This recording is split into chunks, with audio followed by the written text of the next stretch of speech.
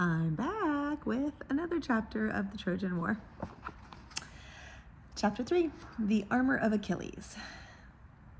A terrible wailing surged out of the depths of the sea, as though the waves were washing the sound up against the coasts of Troy. Out in the bay, the waters rolled apart, revealing a company of women in the midst of whom rode Thetis on the crest of a wave that broke into a foam about her silvery feet. Little ripples of light danced around her and shimmered on the water over which she passed. So fair was she, in spite of her sorrow, that the men on the beach stared at her in awe as she flung herself down by the bier on which they had placed her son. Thetis lifted the bright head of Achilles and pillowed it upon her arm. "My son, my darling, why were you born to this end?" lamented she. "Why did Zeus force me to marry a mortal and bear him a child, though I am the daughter of the ancient sea? Even in his boyhood I had no joy in my son, because he could not live with me in the green caves of my father. When he became the greatest of heroes and my pride, I could not even comfort his grief. Now he, who has conquered Dawn's son, lies slain by a coward. Alas for Dawn! She too knows what it is for an immortal to be the mother of a man who must die." The goddess fell on the body of her son and kissed it, while her nymphs took up a dirge. The Greeks stood by in silence, awe-stricken by the sight of gods and the lovely sound of their song. The sun went down and the moon came up, but all night long men were bewitched by the music of the immortals, while tears ran down their cheeks for the death of a man who was beautiful and short-lived as the spring. How long they were entranced they did not know, but afterward they seemed to have passed in a dream through many nights and days. At last the dirge was done, and Thetis bade men light the fire to burn Achilles as Patroclus had been. This they did, and the ashes of the two comrades were laid together. Next, Thetis caused the spoils of Achilles to be brought forth from his hut and given as prizes for the funeral games in his honor. There was a golden cup that had been the greatest treasure of Andromache's father in Thebes before Achilles took that town. 2 silver bowls had been the price of Lycaon when Achilles sold him in Lemnos over the sea. There were the arms of Hector, of Memnon, and of Troilus, whom Achilles had cut down in the flower of his youth. Cattle came from raids on Mount Ida, and slaves from countless cities, together with many talents of gold. All these things were given as a memorial to the dead hero, but Thetis kept back until the last, the greatest treasure of all. "Here lies the armor of Achilles, which the immortal Hephaestus made for him," said she. "There is nothing like it upon earth, and it shall be worn by the man whom the Greeks judge the greatest hero now that my son is dead." "I claim this prize as my due," stated Ajax proudly. "You all know that I am the strongest fighter left in the host. It was I who defended the ships when Achilles sat in his tent, and the rest of you were wounded or turned tail. For this service alone I have earned the armor, even if I had not proved my valor 1,000 times in the years that we have been at Troy." "The merits of Ajax are great, but mine are yet greater," said Odysseus. Ajax turned on him with a haughty stare, but the king continued calmly. "I am not as strong as Ajax, but I have been of far more service to the host. My persuasions brought you to Aulis. My advice has guided you in trouble. I was your ambassador to Troy. More than this, I too am a fighter, not so great as Ajax in the melee, but far more dangerous because more cunning. It was I who set the ambush by the gates of Troy, and I who went with Diomede by night to kill Rhesus before he had struck a single blow on behalf of his friends." "Such tricks are not fighting," cried Ajax furiously. "How dare this smooth ambassador and spinner of words claim to rank above me? I'll kill him for this insult." The Greeks looked at one another in consternation. Old Nestor put a hand on Agamemnon's arm and muttered advice in his ear. We cannot choose between two such heroes. That's Agamemnon, not old Nestor, sorry. We cannot choose between two such heroes, said Agamemnon, turning to the throng. But Nestor reminds me that we have some judges among us who have no interest but to be fair. Let us call out our Trojan captives and ask them which of the two they fear most. There should be no question, said Ajax haughtily. You all know I could break this plausible cheat in two. Odysseus smiled in silence, while the other chiefs applauded Agamemnon's words with great relief, for they had feared that a terrible quarrel would disrupt the host. The Trojan captives were speedily assembled and the question put to them. They answered readily. Our men fear Ajax in battle, said they, but the whole city dreads Odysseus like the spirit of death itself. He's the evil genius of Troy. You shall repent the judgment, cried Ajax hotly. I'm the greater fighter, as all admit, and I will have my right. The award was fairly made, said Agamemnon. Ajax could not trust himself to answer, but turned and stalked off to his hut. Odysseus took the arms of Achilles, rejoicing, though he could not wear them, for Achilles had been far taller than he. Still, he laid them in his hut and was accepted as the greatest hero in the host, while Ajax brooded over revenge. Little Tecmessa, who was Ajax's captive and whom he had promised to make his wife, sat watching her lord with wide, frightened eyes as he grasped his sword and muttered to himself. Once or twice she ventured a timid question, but got no answer. Teucer, who was always kind to her, had gone on a raid, taking the greater part of Ajax's men. Tecmessa gave her little boy to his nurse and whispered to the woman to keep him out of sight, for she was frightened. She lit a lamp and sat down beside her lord, wishing the night was past. To Ajax, brooding over his defeat, it seemed impossible to go home and face his father after such a disgrace. Old Telamon was a hard, ambitious man whose pride in his son was greater than his love. If Ajax came home without the armor of Achilles, Telamon would regard him as a coward who had not been willing to stand up for his right. The bare thought of this was intolerable to the hero. He started up, sword in hand, and went out into the dark. It was Ajax's purpose to fall upon Odysseus and Agamemnon in their tents and slay them, together with such of their men as came to help. What happened next, he didn't care. There would have been great slaughter in the host that night had it not been for Pallas Athena, who watched over Odysseus. She now touched the mind of Ajax with madness, so that his glaring eyes passed by the huts of his enemies and fixed themselves on the great fenced space in which the cattle and sheep that fed the host were penned.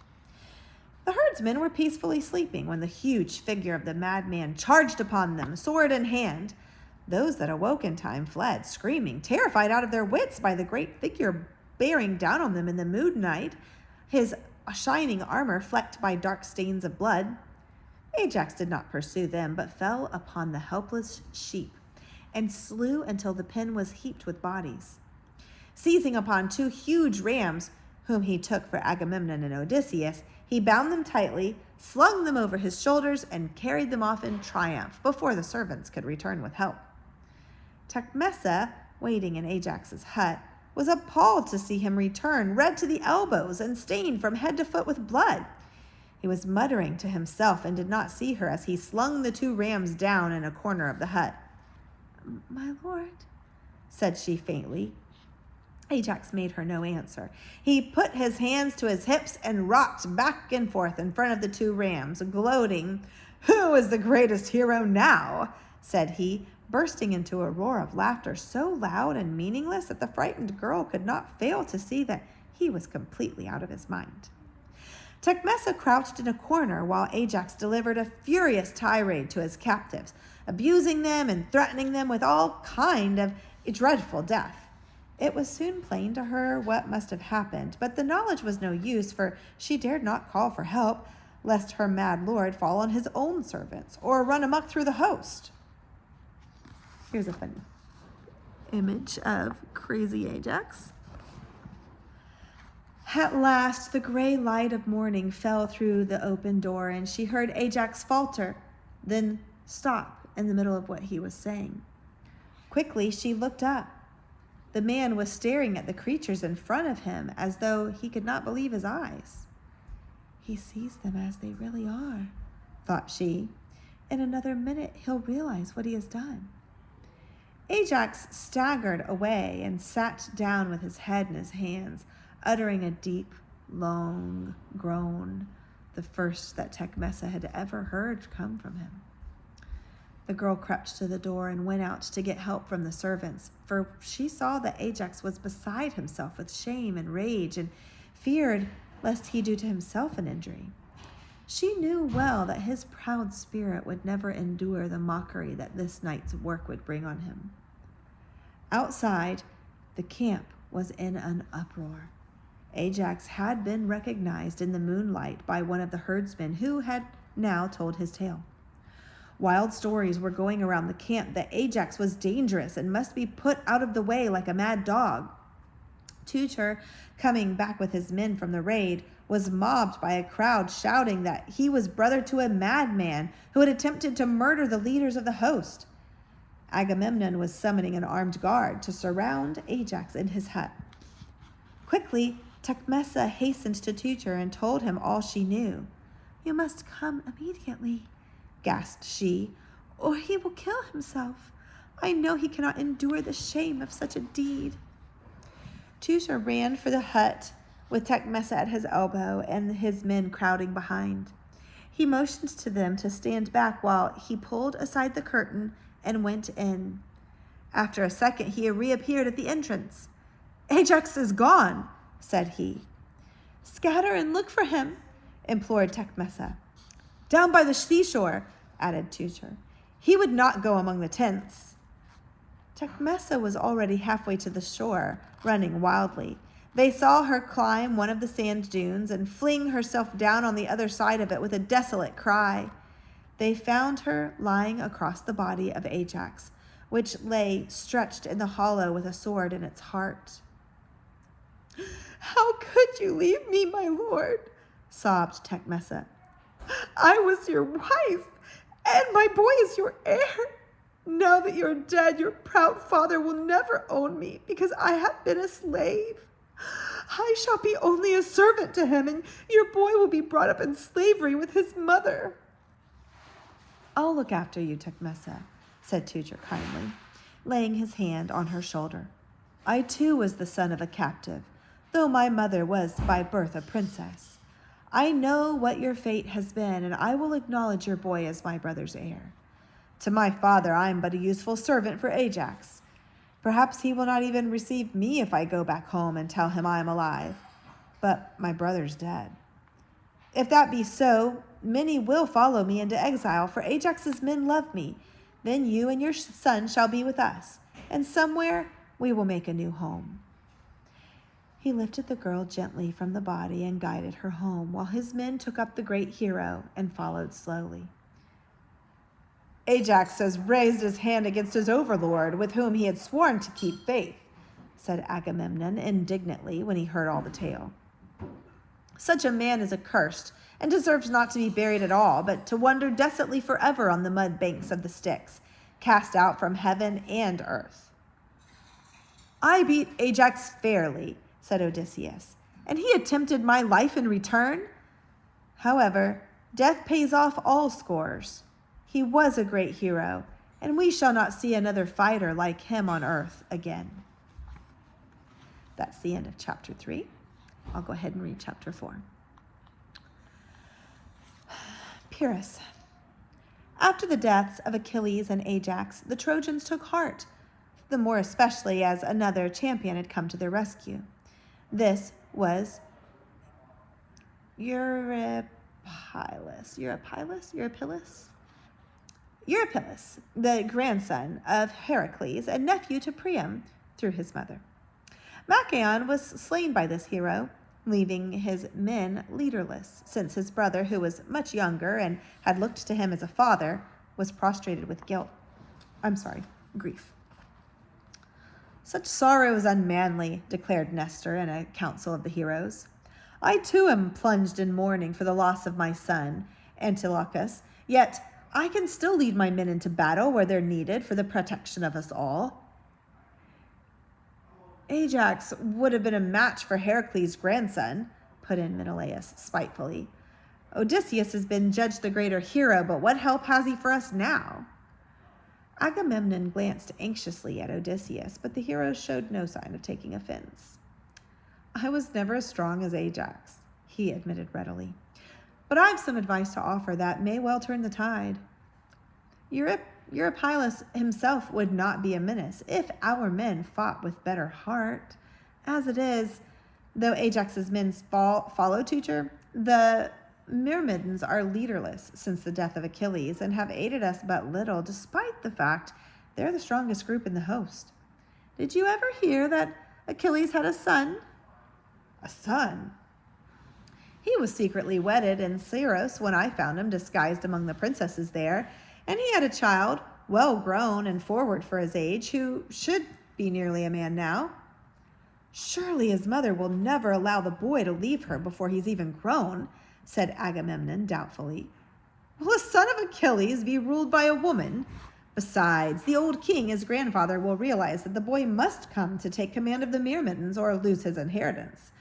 Let me go over to Scyros, where I'm known, and my words will carry much weight. I'll offer the armor of Achilles to the boy in proof that I accept him as the hero's son. I'll give him Hermione, my only child, in marriage if he'll come, cried Menelaus.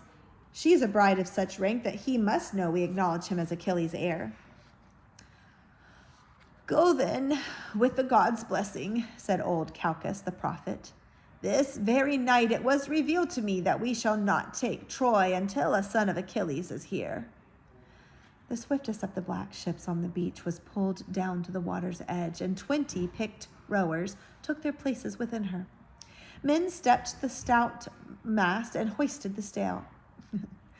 Soon they were beyond the bay and striking out over the sea toward the distant island of Scyros, which was one of the stopping places on the long route to Greece.